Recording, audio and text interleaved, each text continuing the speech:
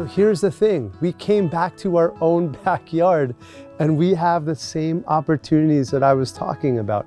We walked right by this. And this is gonna happen to you. This happens to most photographers. They walk by so many opportunities because we're looking for this giant landscape. We're looking for the grand scape, but we're not seeing those small details. We walked right by this on the way to that forest, and it wasn't until we got back here that we realized the shots that we were looking for, the color, the detail, they were literally at our front door, exactly what I told you. So here we have this gorgeous flower. It has a lot of color, it has everything that we were looking for hours in the forest, but it's the fall, we don't have that color. So you can cheat a little bit. You can use flowers that are right in front of your door.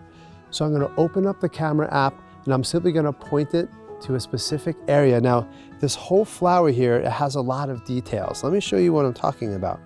We can choose any part of this flower, but this is close-up and macro photography right here. If I just took this photo, it's a flower, right? It's nice, it's colorful, it's all right, you know, it's a flower. Everyone's seen a flower before. But the beauty of macro photography is we can focus on the details. We can study the world at a much smaller scale. And when we understand that, when we look close, when we slow down and really get close up, the whole landscape changes. It's no longer just a flower, it's all the details that are created. It's all those details that make up the flower that we're gonna study. That's the cool thing, that's the beauty of macro photography. So let me show you what I'm talking about. Instead of taking this just photo of a flower, which again is beautiful, we need to get closer, right? So how are we gonna do that? The first step is simply just to zoom in. If we have a 2x telephoto lens, that's the next step to try. So I'm gonna click where it says 1x, and now right away you're gonna notice that I'm much closer. And I'm gonna get as close as I can, and here's a good opportunity for me to explain actually a little bit of the technical details about this. Every lens has what we call a minimal focus distance. We can only get so close before the lens can't focus anymore. What's cool about the iPhone is it's going to continuously focus for us until it simply can't focus anymore. Then we need to back it out a little bit. So if I want to focus on just one detail, right? That's the whole point of this. I don't want to look at the flower as a whole. I want to focus on this detail here, just that part of that flower that I find the most interesting. Now what I want to do is get as close as I can. I'm going to get closer and closer and closer. And as I do that, you'll notice it's still in focus. It's still in focus. And just about here, now it's out of focus. I can't, even if I tap the screen to try and get focus, it's not going to acquire focus. That's how you're gonna know that you've reached beyond that minimal focus distance. So the whole key to this is simply to back it away just to the point to where you can get focus, right about there. And then I'm gonna take that photo. So that's the closest I can physically get with this lens setup.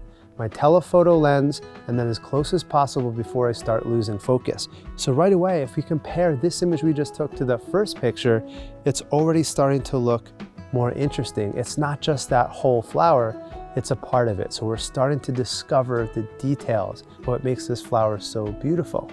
But we don't have to stop there. That's close-up photography.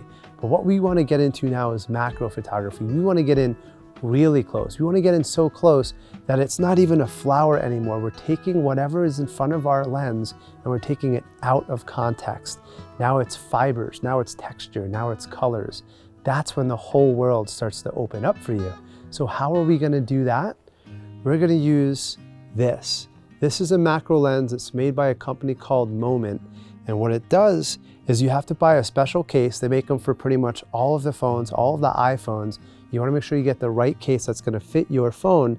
And the reason is it has a little thread around the lenses. And then the lenses themselves that they sell a variety of lenses. I'm using a macro lens right now.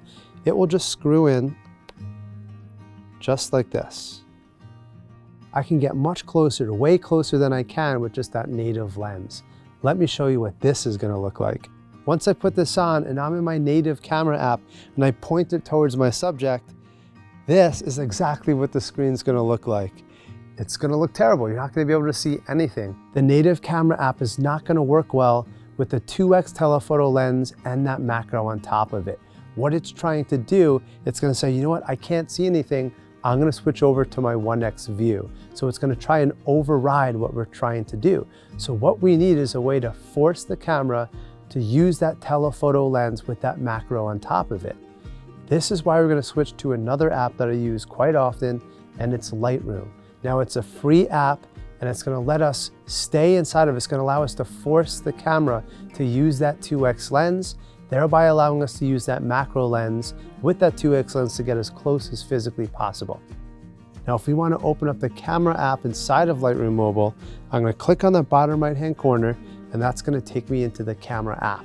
Now that we have that launched, one last thing we need to do is you'll see about the third from the top, there will be like a little lens icon.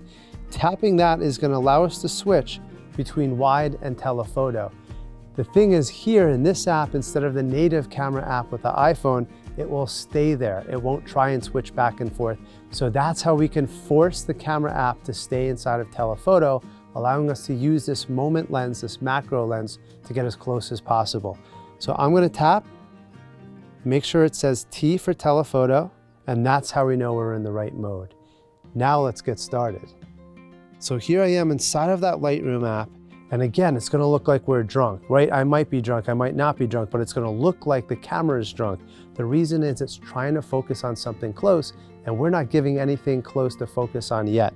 But watch this, you're just gonna see a pink blurb in that photo, but once I start getting closer and closer and closer, right? I'm going past the part where it's a flower, I'm going past the part where it's just the top of that flower, and now I'm going into the details of the flower. That's macro photography right there.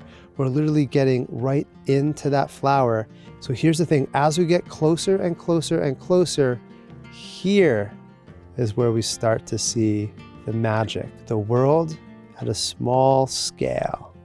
Now I'm gonna take a bunch of photos because it's actually quite difficult to get everything in focus, and you're so close that things start moving around and shifting just with the tiniest bit of movement. So I'm gonna take that photo here. I think that looks really cool. We've completely taken it out of context. It's no longer a flower. It's these crazy shapes, it's these crazy colors and details and lines and textures.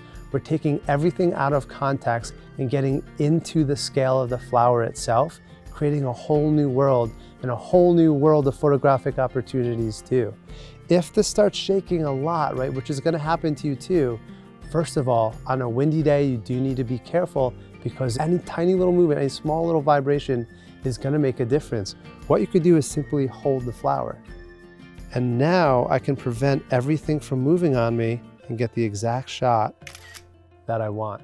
So you can kind of take a little bit of control if it's a windy day, just something to keep in mind. So check this out. This is the before shot, which is just a nice pretty photo of a flower. Totally fine, that's not an issue, but we could do so much more. Watch what happens when we slap a macro lens in front of a telephoto lens and force it to shoot as close as possible. This is what happens. This just blows my mind. If you really think about this, if you get this, everything becomes a potential photographic opportunity. It is literally at your feet. It is literally at your front door. How cool is that?